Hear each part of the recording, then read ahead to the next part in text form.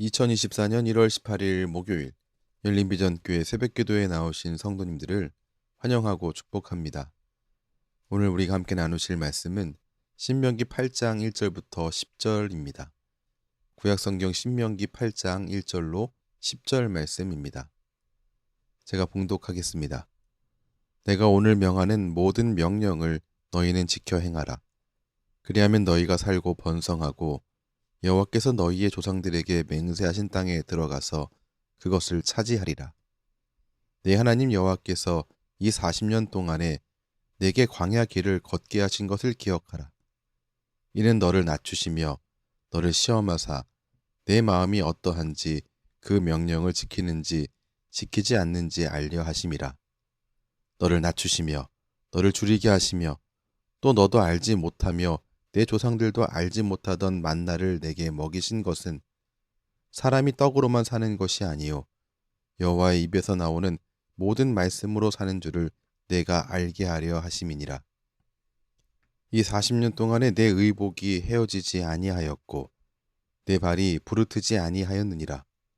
너는 사람이 그 아들을 징계함 같이 내 하나님 여호와께서 너를 징계하시는 줄 마음에 생각하고 내 하나님 여호와의 명령을 지켜 그의 길을 따라가며 그를 경외할지니라.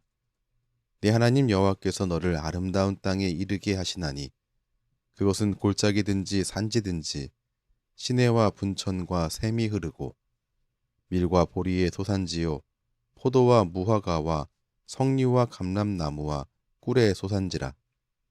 내가 먹을 것에 모자람이 없고 내게 아무 부족함이 없는 땅이며 그 땅의 돌은 철이요 산에서는 동을 캘 것이라. 내가 먹어서 배부르고 내 하나님 여호와께서 옥토를 내게 주셨으므로 말미암아 그를 찬송하리라. 아멘. 이스라엘 백성은 가나안 땅에 들어가게 될 것입니다. 그러나 그곳에 들어가는 것보다 더 중요한 게 있었습니다. 그것은 그 땅에서 어떻게 살아갈 것이냐라고 하는 문제였습니다. 이스라엘 백성은 가나안 땅에서 어떻게 살아야 할까요? 먼저는 하나님의 모든 명령을 지켜 행해야 한다고 1절 말씀이 말씀하고 있습니다. 그래야 살고 그렇게 살아야 번성할 수 있습니다. 그리고 그렇게 살아야 그 땅을 차지하게 되는 것입니다. 두 번째, 그 땅에서 어떻게 살 것인가? 광야 생활을 기억하라라고 오늘 2절 말씀이 말씀하고 있습니다. 광야에서 이들은 40년이라고 하는 길고 고된 시간을 보냈습니다. 이 길고 고된 시간은 잊어버리고 묻어버려야 할 시간이 아니라 기억해야 할 시간입니다. 그래서 2절 상반절에 내 하나님 여호와께서 이 40년 동안에 내게 광야 길을 걷게 하신 것을 기억하라라고 기록되어 있는 것입니다. 특별히 이곳의 생활을 기억해야 할 이유는 이 40년은 이스라엘 백성들에게 훈련소와 같은 시간이었기 때문에 그렇습니다.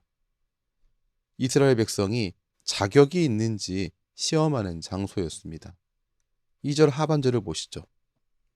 이는 너를 낮추시며 너를 시험하사 내 마음이 어떠한지 그 명령을 지키는지 지키지 않는지 알려 하심이라. 이 40년의 시간을 통해서 이스라엘 백성들이 광야 생활을 마치고 가나안 땅에 들어갈 만한 자격이 있는지 그것을 시험하는 시간이었습니다. 하나님을 향하여서 어떤 마음을 갖고 있는지를 확인하는 시간이었다는 말입니다. 두 번째, 이 광야라고 하는 이 광야 생활의 시간은 이스라엘 백성들에게 있어서의 학교와 같았습니다. 무엇을 배우는가? 가나안 땅에서 어떻게 살아야 할 것인지를 배우는 장소였습니다. 3절 말씀 하반절을 보시면 사람이 떡으로만 사는 것이 아니요 여호와의 입에서 나오는 모든 말씀으로 사는 줄을 내가 알게 하려 하심이니라. 그렇습니다. 사람이 살아가는데 떡이 필요합니다. 음식이 필요하죠. 근데 오늘 말씀에서 3절은 뭐라고 말합니까?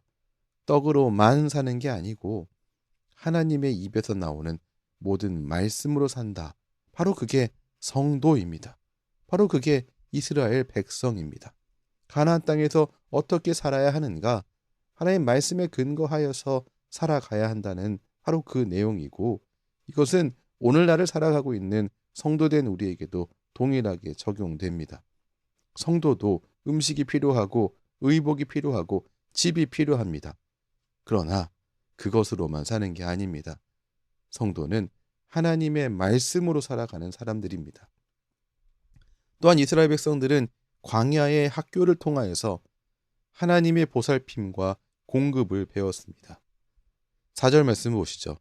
이 40년 동안에 내 의복이 헤어지지 아니하였고 내 발이 부르트지 아니하였느니라. 이들이 40년 동안 광야 생활을 했지만 그들의 옷도 그들의 발도 부르트지 않았다라고 하는 바로 이 내용은 하나님이 그들을 보살피시고 그들을 공급하셨다라고 하는 말씀입니다. 이 40년의 시간을 통하여서 그들은 척박한 생활이었지만, 척박한 장소였지만 하나님의 보살피심과 공급하심을 배우는 장소였습니다. 우리 성도 역시 동일합니다. 우리는 어떠한 상황에서도 하나님께서 보살피시고 공급하신다라고 하는 이 사실을 놓치지 말아야 하며, 사실 그것을 배워야 하며 그것을 경험해야 하는 게 마땅합니다. 하나님은 이렇게 광야의 훈련을 통과한 백성들을 약속의 땅으로 인도하십니다. 7절을 보시죠. 내 하나님 여호와께서 너를 아름다운 땅에 이르게 하시나니. 광야라고 하는 훈련소, 광야라고 하는 학교의 이 모든 과정을 마친 이스라엘 백성들이 하나님의 약속의 땅으로 들어가게 된 것입니다. 말씀을 정리하겠습니다. 이스라엘 백성은 광야 학교와 광야 훈련소를 통해서 하나님이 어떠한 분이신지를 배웠습니다.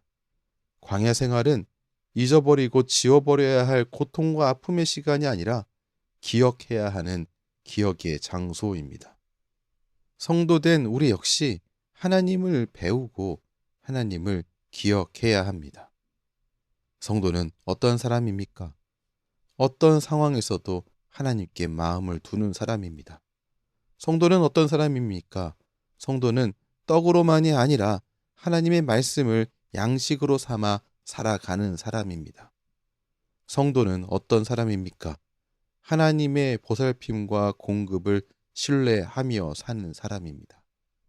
오늘도 주님의 보살피심과 공급 가운데에 또한 하나님의 자녀된 우리가 어떻게 살아야 하는지를 배우고 기억하는 성도다움을 놓치지 말고 살아가시기를 주님의 이름으로 축원합니다.